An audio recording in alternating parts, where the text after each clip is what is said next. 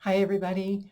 Are you a caregiver experiencing health problems resulting from the time devoted to caring for loved ones? We're going to talk about what to do when caregiving is harmful to your well-being. So whether you are a spousal caregiver or an adult child, being a caregiver can eventually become harmful to your emotional and your physical well-being if you don't set boundaries, make a plan, and find options to supplement the care that you provide. In this video, I will share 3 reasons that caregiving may be harmful to your well-being. There are many more, and what to do about it. I'm Pamela D. Wilson. My website is pameladwilson.com. On there, a lot of help, support, resources for caregivers and aging adults, caregiving library, my articles, my podcast, my online courses, a lot of support. So here are the 3 reasons that caregiving is harmful to your well-being. The first one is, as a family, having unreasonable standards and self-expectations if you are the caregiver. As a caregiver, you may be thinking, well, if I can handle it now, I'll be able to handle it later. Your spouse, your parent may be thinking, well, my daughter will take care of me. My son will take care of me. I don't have to worry about anything. And you, in a sense, become the caregiver, but you become assisted living care for your parent or your spouse. You become nursing home care for your parent or your spouse. That, in the long run, is not good for your health if you don't have help or support. Second reason, your loved one may say, oh, I don't want help from anybody else. You can do it. I don't want to hire help. We don't have the money. I don't want anybody else coming into the house. No strangers, no nothing. That is unrealistic. Third, your family may refuse to help. Your children don't have time if you're a spouse caring for a spouse. If you are an adult child, your brothers or sisters or nobody else in the family has time, they're living their lives and you're the one making trade-offs and giving up everything to be a caregiver. So if you're a caregiver with any health problems, big or small, this is a warning sign that you have to make time to care for yourself. And I know you're saying, Pamela, I don't have time. Well, you've got to make the time. This can be more difficult if you're a spousal caregiver because you're already living together in this house, right? You're together 24/7, and you probably feel guilty about making or taking any time for yourself. Self-care includes personal time to do things that you love, hobbies, even honestly to go to the grocery store by yourself. And it also includes socializing and being with friends. Now, if you've been a caregiver for a while, you may have isolated yourself and you've given up on your friends. Well, you got to go and reestablish those friendships. Then on the health front, as a caregiver, regular doctor appointments and all of the usual recommendations that all of us hear for exercising and eating healthy and not drinking and not smoking and taking time away from the emotional stress of being a caregiver. Research confirms that emotional stress results in physical issues to the body. Are you having headaches? You can't sleep at night. You're tired all the time. Your stomach's upset. You have chest pains, maybe heartburn. You're overeating. You're not eating enough. You've got muscle aches and pains. In addition to this, you're angry. You're frustrated. You're impatient. You might be feeling exhausted. You're turning to drugs or alcohol to make you feel better. You're sad. You're depressed. You're isolated. You're lonely. You're not motivated. You can't focus on things. All of these are the effects of too much caregiving stress. Now, short term, this is for a couple of weeks, month, may not be significant, but the long-term effects can and are likely to cause serious health issues. So if you have one health issue today, next month you may have another and another and another and another.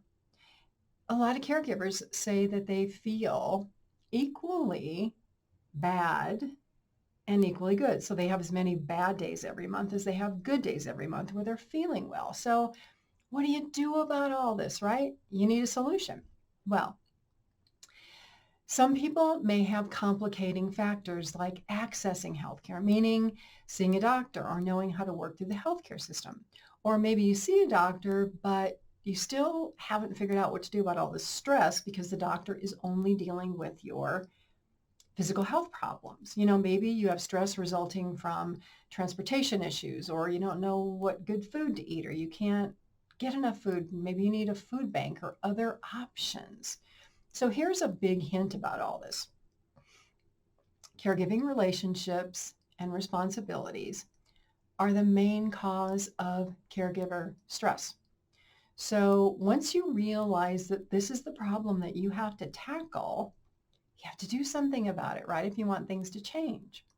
So maybe you have money to pay for caregivers to give you a break, but you're not sure what to do, how to find the caregivers, how to interview a care agency, or maybe you don't even know what help and services are out there. So first, let's talk about the medical part of care, and then we're going to talk about how to find resources and services. So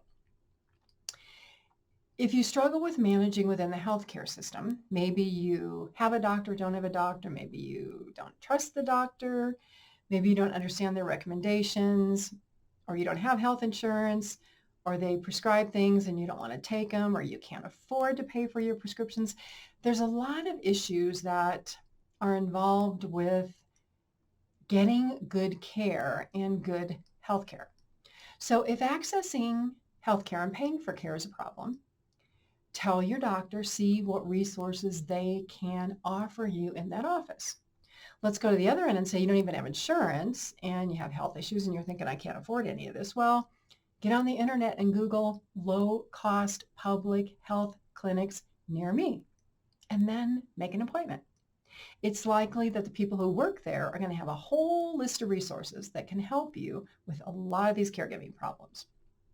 So if you have health problems, number one is you got to take care of these health concerns first, and then you have to admit that caregiver stress is causing your health concerns, and you got to find help and support. Caregivers want to do it all by themselves, and that is not always possible. So very early in caregiving relationships, if we were going to take a step back, families would talk about all this, right? You would talk about a plan for when you can't be the caregiver or when your loved one needs more care. What are you going to do? Research confirms being a caregiver is a life-threatening situation because of the stress. Some caregivers pass away before the person that they are caring for. So if you are a caregiver with any type of health issues, it's time to take these concerns seriously today before you become the person that needs care.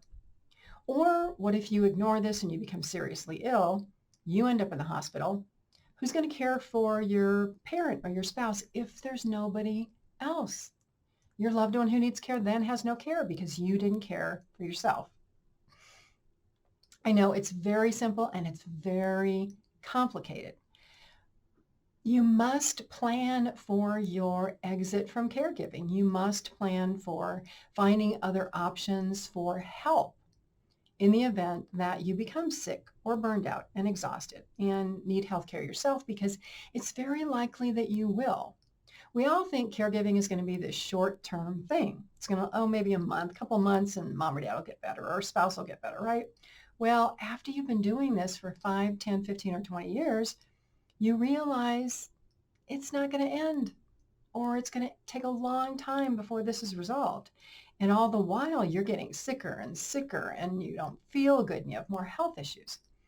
There are a lot of resources and information available. But the problem is sometimes you may not know where to look, or maybe somebody gives you a recommendation, and you're like, well, this is great information, but where do I go from here? What do I do from here? You have to ask and say, hey, thanks for giving me this, but I don't know what to do with this great book that you gave me, or how do I do this, or how do I do this? It's important to keep asking questions until you get the answers that you need. Now, if you're unaware of what even exists out there, start with your county social service office. Then go to the area agency on aging, and then contact all the other groups and all the other organizations that these first two organizations tell you about. And keep going until you find the help that you need. Yes, it's going to take work and it's going to take your time, but your health is worth the effort. The care of your loved one is worth the effort. Because if you're a caregiver with health issues, in addition to this person that you're caring for, you're also the person who needs care. So all this research that you're doing for your loved one applies to yourself. It applies to your own life. And if you have no family assistance to care for this spouse or this parent, who's going to take care of you if you don't? There becomes a point where there's no options, where caregivers are pushed against a wall because of their health issues. And you have to do something. So again, ask yourself these questions. Do you feel like you're indispensable? Does your loved one not want anyone else involved in their care? You're not indispensable. Your loved one will have to accept that you can't do it all. If you're low income, this may mean looking at services through Medicaid or placing a loved one in a care community, getting in-home care if you can afford it. The point is not to wait too long. So many caregivers wait too long until their health problems are so advanced that they have difficulty caring for a loved one. They have difficulty managing their own health care. So don't be the person who draws that line in the sand and says, I'm not going to do that. Don't dig your heels in the sand until some event forces you to make choices that you would not have made given a different situation.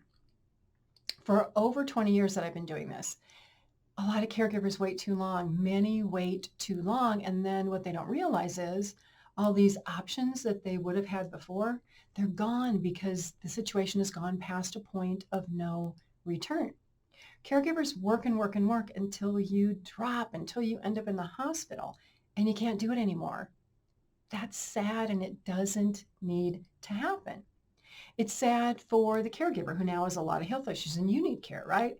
It's sad for the person that you're caring for because you may not be able to be that caregiver. And maybe all the while you were experiencing all these health issues and you were frustrated and angry, maybe you weren't actually providing the best care. I know admitting that as a caregiver you need help, admitting that we're not doing the best job for a loved one, it can be challenging. It can make us feel guilty. It can be gut-wrenching. But there comes a time when your health and well-being as the caregiver must become a priority, must become a guilt-free priority. So if you're facing any of this, take care of your medical issues first, find options to get help, and have an honest conversation with your husband, your wife, sister, brother, grandma, grandpa about what's going on. Now, they may not want to be able to discuss any of this. They may not say, oh, no, outside care, I'm just not going to do this. I refuse. Well, if they don't want to participate, then you have to make a plan. You'll have to call the shots and you'll have to say, Mom or Dad, I can't do this anymore. It's affecting my health and I need to take care of myself. I'm sorry you don't like this. I don't like it either, but something has to change. So if you're looking for help and resources, visit my website, PamelaDWilson.com. Again, hundreds of articles, my online caregiver course. It's complimentary. A lot of information there. Listen to the Caring Generation podcast. There are over 100 episodes. Persist in researching, in talking to people, in asking questions, in finding resources until you get the help and the support that you need. I'm Pamela D. Wilson, caregiving expert, advocate, speaker. Thank you for being here with me today. Please press the share button. Share this video with other people you know who are looking for hope, help, and support. Thanks for being here. I will see you all again soon in another video.